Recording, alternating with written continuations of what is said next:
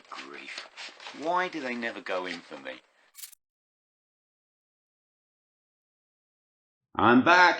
Yes, it's me with a vinyl watch. Unbelievable, I know, but here we go. So yes, vinyl watch. Should I get going? Probably should. So, I showed the first record I'm going to show in my vinyl tag. And if you haven't gone and seen that, then please go on and give it a watch, because it was fun to make and I hope people are enjoying watching it. But this was a present from my daughter, and I showed it as the answer to the question about a gift. So this is MBV by My Bloody Valentine, of course. And I didn't really talk about it that much. This is 10 years old. How is this 10 years old? This is absolute lunacy. I've been playing it quite a lot the last couple of days because it's more of a grower than an absolute like knock your socks off record. It's been a long time since I actually listened to this properly because obviously I didn't have a physical copy, and it's been quite a while. But this is such a lovely record. It is such a lovely record. So this took, how long did it take? Was it 20? I think it was released in 2013. Yeah, so it's 10 years old. So it was released in 2013, which is 22 years after Loveless. It's got one of the longest gestation periods of any record ever, I think. There were sort of sessions during the 90s, there were sessions during the 2000s, they were tinkering with it during the just before, more recordings, until finally Kevin Shields saw fit for it to be released. It's a lovely sounding record, especially the first, what is it, 1, 2, there's 9 tracks on here, I think. Pretty sure there's 9. Yes. And there's the inner sleeve, anyway. Well, I just lost my packet of pictures, art prints I got with it. So there's the inner sleeve. We've got some prints which I'm not going to open. I'll put those over there for a minute. So there's 9 tracks. First side and more or less a half. So the first 5, 6 tracks, they're very much the My Bloody Valentine of the gossamer light, ethereal vocals, cooing My Bloody Valentine. And then the last 3 are the in-your-face My Bloody Valentine.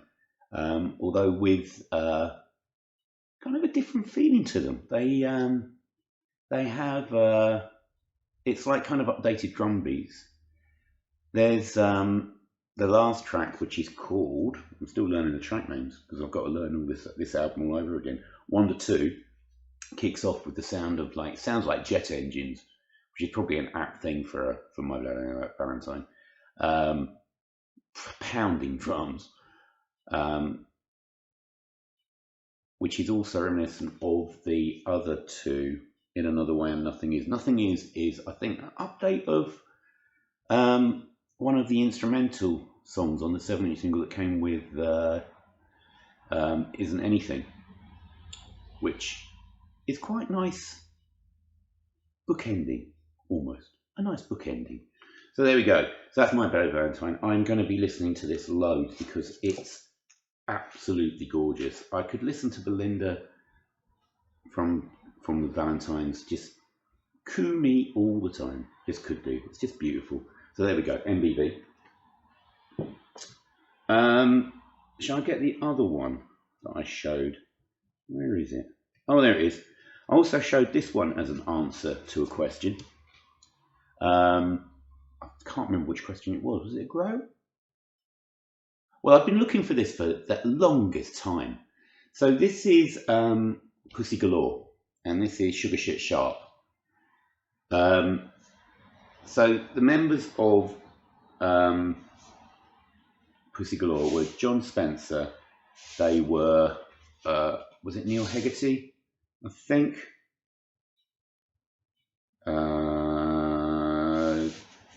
Then there was Christina, I think it's Christina Martinez, who John Spencer ended up marrying and then forming Boss Hog with. And I'm thinking whichever one was the other guy, one of these formed Royal Trucks. So this is lo-fi blues punk, yeah, blues punk, with a touch of funk in it, which is what I think you can probably describe the whole of John Spencer's career with, to be honest. But this is fantastic. So the A side, it's a five track. I suppose it's a mini album, really. Maybe an EP. I don't know, whichever. The A side is no 6 song. So I reckon this counts as a mini album. So the A side is You Gun, which was originally recorded by, now I can never, I'm going to say Neubauten because I can never pronounce their first name. It's just beyond me. I don't know what it is. Eisterzanden. Eisterzander. I don't know. Neubauten. Anyway, track, which sounds fantastic. So the original is obviously like a proto-industrial dance, techno dance thing. And this is a blues punk funk track. And then they've got 5 originals on the other side, and it's just glorious. Really lo-fi, barely any production on it, to be honest. I don't know even if it's got a production credit on it. Really plain label. PC product, don't think it's even got a production credit on it. So there we go. But this is glorious, absolutely brilliant. I did have one other Pussy Galore album, which was their final one, which was Historia della Musica Rock. But I'm always looking out for this stuff. But this one I've been waiting possibly. So this came out in '88. So what's that? 35 years I've been waiting to get that one. Does that count as a grow then if you've been waiting for a long time to find a copy? I guess it really does. There you go. So Pussy Galore, You Gang, or Sugar Shit Sharp. Next up, what should I do next? Let's do another mini album. I've been waiting to get this for ages as well. This is brilliant. I absolutely adore this. Completely different to the John Spencer. So this is Tuscan Raiders, and this is Bantha Tracks. Now this is one of the pseudonyms of Mike Paradinas, which is who I know is also records mainly as Music, like Mu, the Greek letter Zik, Z-I-Q. I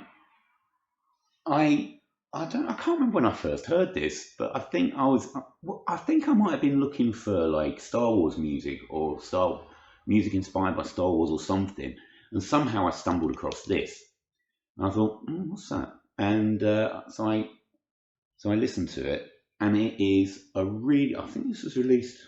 When was this released? I think this was released in the mid-90s, I think. But it takes acid house and kind of runs with it. It's just fantastic dance record, fantastic techno. Absolutely love this. So I saw this on eBay right at the end of the year for a pretty decent price, and it's a really good copy. So there's the label. You've got Bantha Tracks. I'm not sure what that says, but it's some kind of graffiti writing, but I can't quite work it out yet. But it's absolutely brilliant.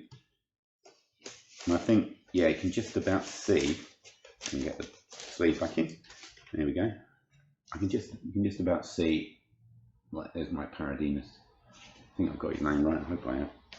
Right. So the rest of these are all things I've got at various stages of last year, which is what my vinyl Wodge is going to be made up of. I am going to do some more. They're going to be stuff that I've bought in the last, 8 months since I last did a Wodge. So back in, when was this? Probably October, November, I think. Stumbled across this in a charity shop for a few quid. This is a fantastic record. So this is Nielsen Schmielsen. Absolutely brilliant record. Every track is amazing. From Gotta Get Up, Moonbeam Song, Early in the Morning is fantastic. Coconut, Jump Into the Fire. Jump Into the Fire is an amazing song. Absolutely brilliant. You've got all kinds of people on here. You've got Herbie Flowers playing bass. You've got Klaus Vormann on it. Bobby Keys is doing some of the horns. Who else is on it? I saw somebody else. Chris Spedding plays guitar. It's just a fantastic record from start to finish. You've got Coconut, which is used in Reservoir Dogs. It's funny, to be honest, the only track that really doesn't fit on here is the mega hit Without You. That doesn't fit. It'd probably be a better album if that wasn't even on it, but I'll take it. But what a record! I was so gobsmacked. I'm not sure what kind of reissue it is. I think it's probably an 80s reissue. Sleeve 1980. So it's on the green International RCA. So that's a brilliant record. What else did I get? Let's do that one. So there's a market where I live, and there is a little stall that sells some vinyl, some CDs, and a load of knickknacks. And he often has like batches of £2 records. I've got some really good stuff from there actually. But he also has a few other things that are priced a little bit more expensive. Sometimes they're way out for what they are. I mean, I think he's had Small Faces records, but they've been really dog-eared and chewed up for like £30. Just no. But I saw this for, I think it was a 5 or maybe 4, and I leapt at this. So this is Santana's 3rd album. This is brilliant. I think it's an original copy because it's got that fold-out sleeve. You know, the one where you take the record out from the inside. Bit of dust there. I don't know where that's come from. Yeah, lovely. This is brilliant. I've become a really big fan of Santana's early records. I'm not so sure if I'll be into like when he went all jazzy, really heavy jazzy. So I've got his 5th or 6th album that's starting to go that way. But up till then, my word, what a phenomenal guitar player he was, or he is. I don't know if he still is. But he was a late 60s, early 70s. Brilliant. I mean, I've just got a copy of Lotus on CD as well. And some of the playing on there is incredible. And this is a brilliant album. Love this. So it's on Red Eye CBS. It's a really good copy of it. Really neat copy. I think if I remember, the first track is sort of more instrumental, but it's just chock full of those rhythms, those I don't want to say samba rhythms, I guess they are, but the kind of South American rhythms overlaid with the rock, and it just sounds glorious. This does, absolutely glorious. So that's a fantastic record, Santana's 3rd album. Right, next, should I do that? Oh, this kind of fits a bit better. Now, back last year, now this must have been June or something, or May even. I don't know. But I bought a whole shed load of records off one seller off eBay. And most of it was a whole load of noise rock, punk, hardcore, some European hardcore, some German bands. I'm going to do a video on those. I'm going to group those all together in one video. But he also had this for £1. And the cover is ropey. The cover this is the only record I think I've got in a plastic sleeve because it is literally falling apart. I have to keep it in this, otherwise everything's going to go everywhere. But this is Hanson, and this is Magic Dragon. So Hanson was Junior Hanson. The band was named after him, and this is their 2nd album. So there's the band there. Now, Junior Hanson later changed his name. He became Junior Marvin, and then he joined the Wailers I think, maybe a year or so before Bob Marley died. Quite soon before. And obviously became a mainstay of the Wailers. This is a brilliant 70s funk rock record. This is fantastic. This is. It's a completely different lineup to the first album. I'm going to try and find the first one, but I've had a quick look on eBay and it's pretty pricey. So I think I was lucky to get this. The sleeve is awful, The vinyl's fantastic. It's on Manticore Records, which is look at the label. That's just a fantastic label. Vinyl is just so clean. It's just unbelievable how clean the vinyl is. It is brilliant. Rocking Horseman, Modern Day Religion, Down Into the Magic, Rock Me Baby does a cover of B.B. King's Rock Me Baby, Love You Need You, Boy Meets Girl. It's just, from start to finish, this is a brilliant album. So if you ever see a copy of this, Hanson, Magic Dragon, I would so recommend it. It's so good. And I probably could have, I mean, if there'd been a question on the vinyl tag as a blind buy, I did blind buy this, or did I sample it? I can't remember now. I probably did sample it actually, but this is brilliant, brilliant, brilliant, brilliant, cracking. I haven't said that word for a while. Right, 2 records left, and then I'll Love You and Leave You. I've been after this for a long time. This record took me the longest time to get into. It took me ages. There's certain records that I have listened to lots, and I just can't get into. Pet Sounds is one. That's just not happening. What's Going On took me a long time. This took me forever. I finally cracked it. So this is Slint and Spiderland. I'm not even sure which album. I think this is this a second album? I don't even know. Somebody will tell me in the comments, I'm sure. Math rock par excellence. Incredibly influential on all that math rock stuff.